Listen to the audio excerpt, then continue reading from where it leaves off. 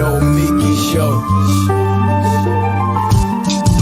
We clash momentarily for class solidarity. Cash circulating, give the masses back its currency. Greed from elites, oligarchs stay fed. Deep state, fake fed, everybody break bread. Racism, homophobia, sexism, religion in this melting pot we live in. Time to build a new system, unionize labor rights. Highlight the issue, talking heads left is best. The saga continues. The Nomiki show. Hello and welcome to TNS Live. This is that special day, Tuesday, 8 p.m. Eastern, where we have exclusive conversations with some of our favorite guests.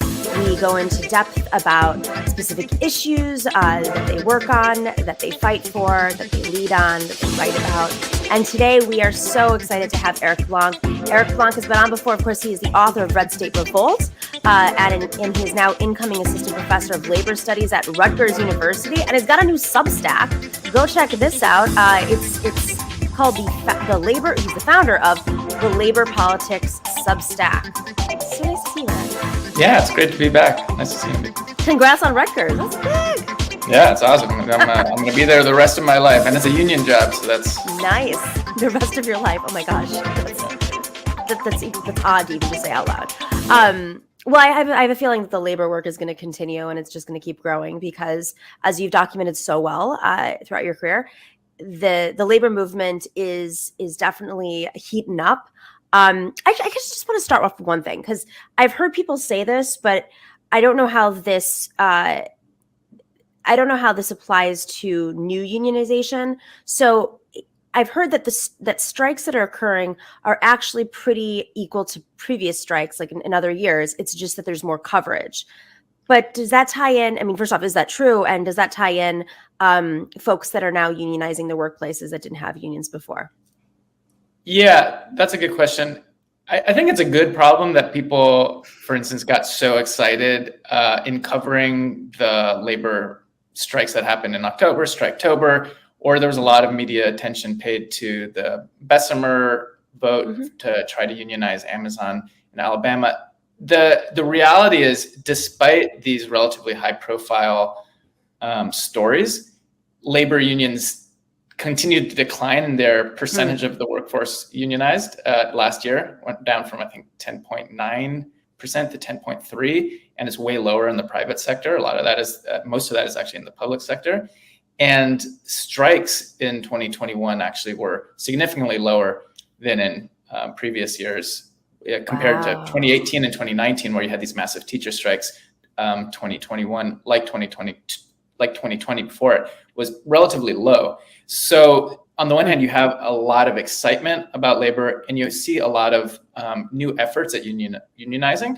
I do think that we are in a moment of labor promise, and there's a lot of signs to be hopeful. So I don't actually think the situation is nearly as bleak as it's been. Part of the difficulty has been the pandemic, combined with the continued employer authoritarianism and anti-labor laws that just make it hard to organize in labor. The big story, I still think, is labor is weak, but there's more energy than ever in trying to turn that around. What is it? Is the teachers union the strongest union? Does it have the most members? I mean, in the Democratic Party, I know that they're the largest donors to the Democratic Party. And of course, the Republicans just want to go after that in every way possible. But is it the largest union? Yeah, there's two big union kind of federations and teachers, the AFT and the NEA. These are the two largest unions, particularly the NEA in the US. Yeah, you just have a huge number of educators are unionized, and it's the highest kind of percent of any part of the workforce that's unionized. So it is actually kind of particular. One of the difficulties is that, as I mentioned before, it's a lot harder to organize unions in the US in the private sector. Employers just have these ruthless tactics to keep unions out. It's bad, but not quite as bad in the public sector and in education.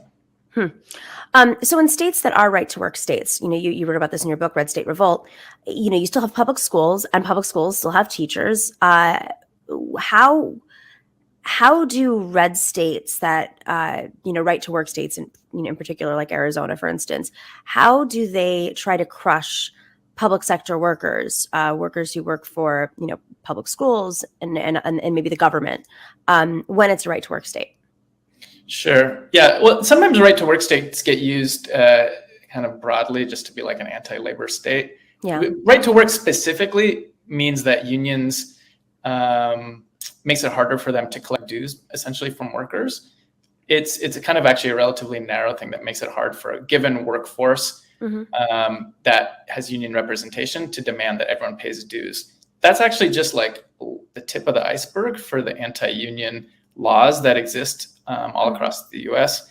So for instance, in red states, like blue states, public sector strikes are illegal in the vast majority of states. That's actually not just in red states. A place like New York or a lot of other, quote unquote, blue states, that's also true. So you can't strike.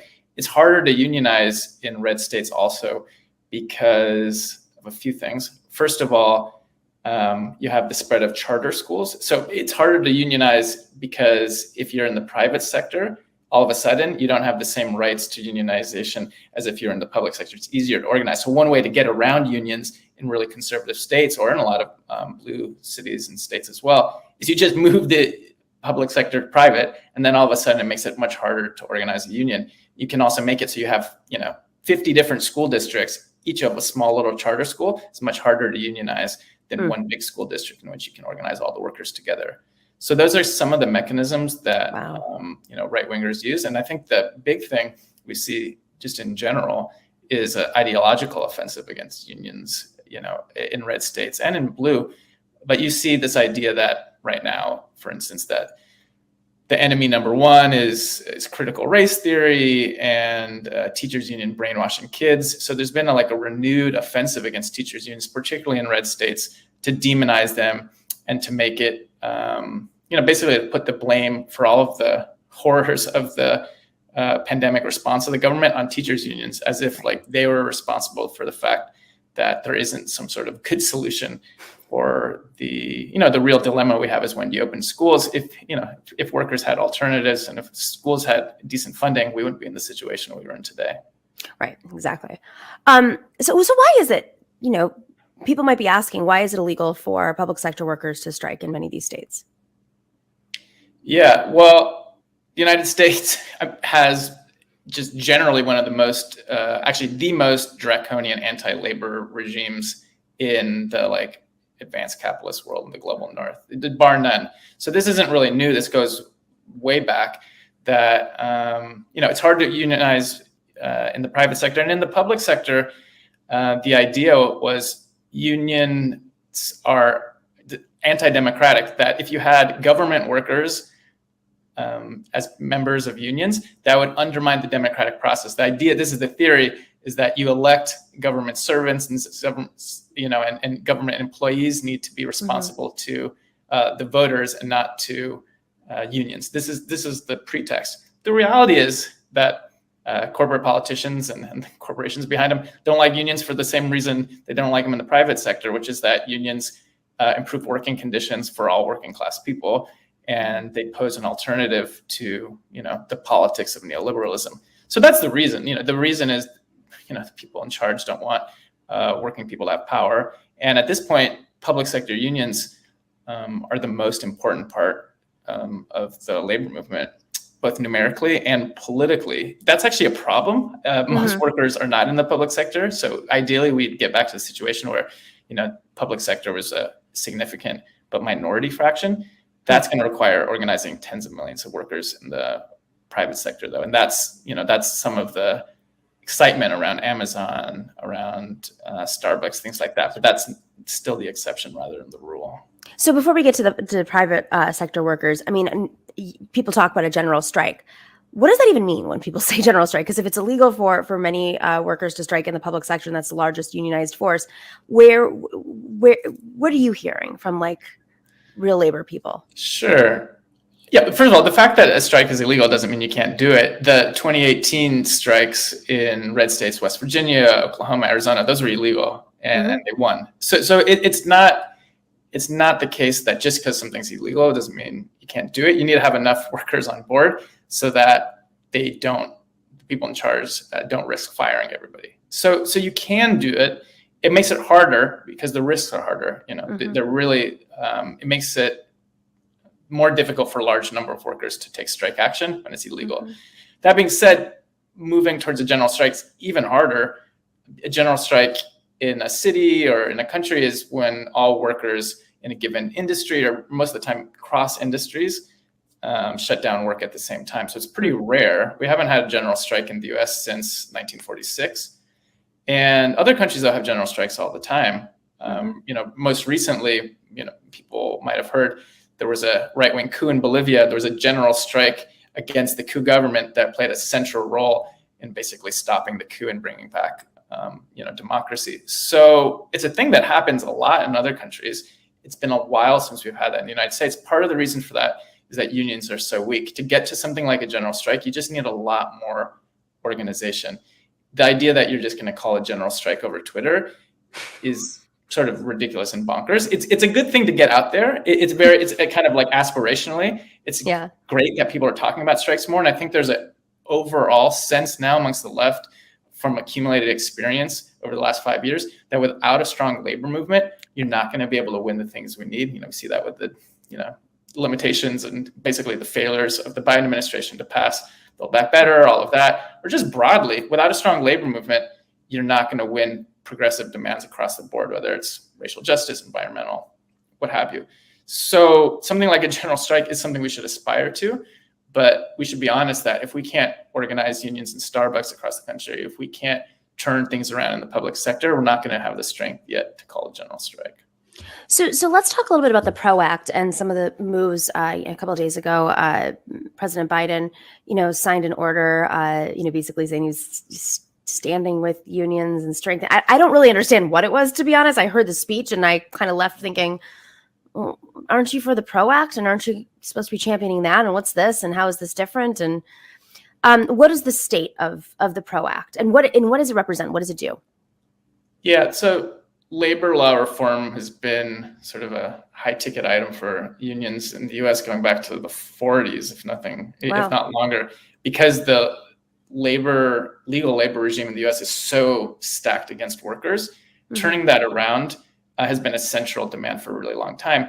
So unlike in most other countries, for instance, the process to actually get a union is extremely onerous. Workers basically have to jump through step after step after step, and employers have numerous rights that they don't have in other countries to basically scare workers away from unionizing. So for instance, employers can have one-on-one meetings with workers to scare them and threaten to basically shut down a plant or a store if they unionize.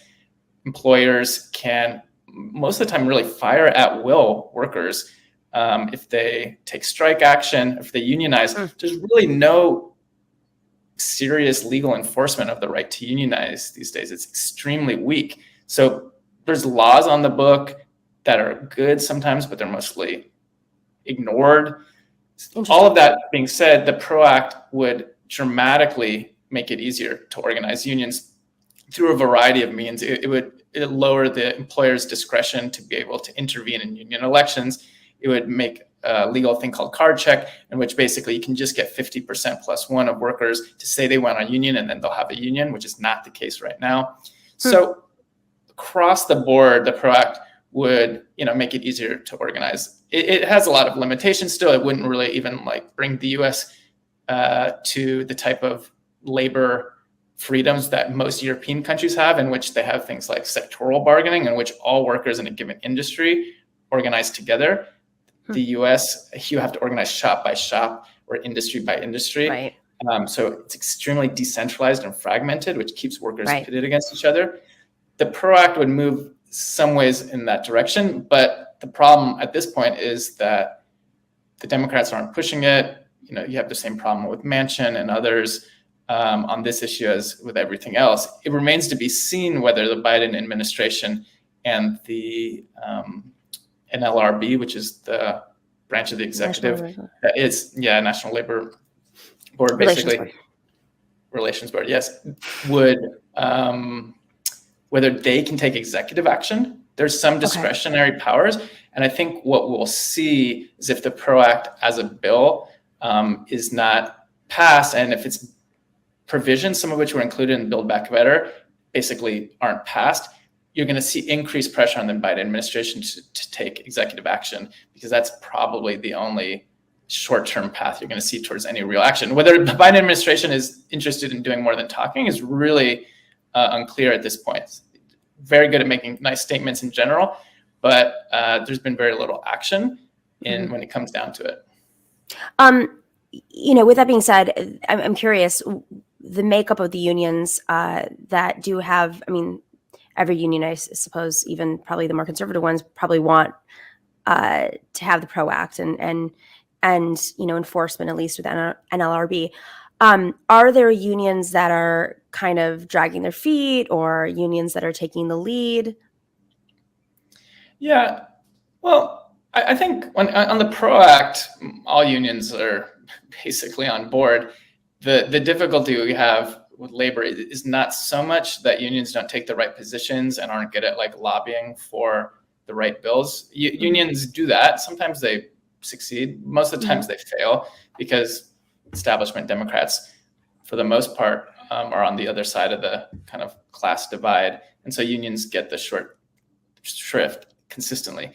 The problem with unions is not so much that people aren't fighting for the ProAct. I think they really sincerely are, and it's good. And there's been good efforts to get labor law reform as a topic of conversation. So I don't think we should poo-poo that. The problem is, unless you can create a crisis for the ruling class, and unless you have some real political independence and clout, there's no reason to expect that the Democratic Party establishment, or let alone the Republicans, is going to be able to sort of accept these demands from below for labor law reform. So historically, it's required a lot of movement from below to change labor law, and or you need to have some way to intervene in the government with people who are really fighting for this. You need to have politicians who are actually like Bernie or AOC, who are actually on the side of workers. And because there's so few such politicians still today, and there's so few strikes, it's not clear yet that we have the strength or the movement to win something as dramatic as the ProAct. We're going to talk a little bit about what kind of efforts are happening in the private sector for unionization. I think folks have been following, obviously, the Amazon workers and Starbucks workers and many other workers across the country, and how quickly that's been happening. I'm actually sitting here in Buffalo right now and meeting with some of the Starbucks people this week. So I'm excited to learn more about what's been happening in Buffalo. But we're going to talk about that. We're going to take a quick little break. If you are not already on Rockfin, you can switch over to Rockfin to hear the rest of this extended interview with Eric Blanc. Go to rockfin.com/Nomiki. We're going to take a quick little break, move over there. And if you're not already, make sure to click like and subscribe. Be right back.